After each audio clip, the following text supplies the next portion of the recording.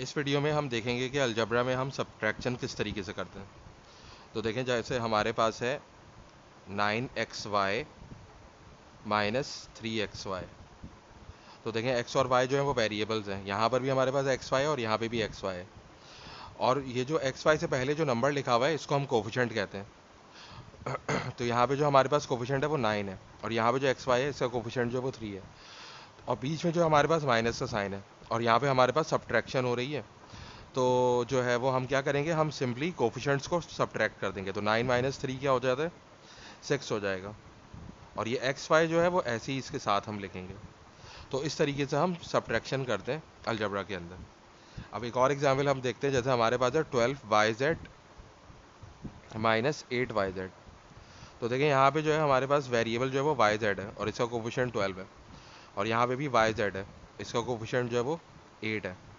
तो क्या होगा कि ये दोनों जो है वो माइनस हो जाएंगे क्योंकि दोनों वेरिएबल सेम है और उनकी पावर्स भी सेम है। अगर अब कोई पावर नहीं लिखी हुई तो इसका मतलब है कि पावर जो है वो 1 है। तो यहाँ पे y की पावर 1 है, z की भी पावर 1 है, यहाँ पे भी y की पावर 1 है और z की पावर 1 है। तो वेरिएबल सेम है और पावर्स भी सेम है।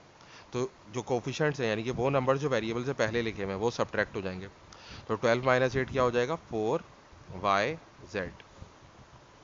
अब देखिए, अगर हम फॉर एग्जाम्पल हम इस तरह ले लेते हैं कि हमारे पास है 5xy और माइनस 8uv। तो अब देखें ये दोनों एक्सप्रेशन जो है वो सब्ट्रैक्ट नहीं हो सकती हैं। ये दोनों सब्ट्रैक्ट क्यों नहीं हो सकती हैं, क्योंकि यहाँ पे हमारे पास वेरिएबल एक्स वाई और यहाँ पे यू भी है। तो सब्ट्रैक्शन यहाँ पर पॉसिबल नहीं है। अब एक और एग्जांपल हम ले लेते हैं। हमारे पास है 6ab और माइनस 4ab।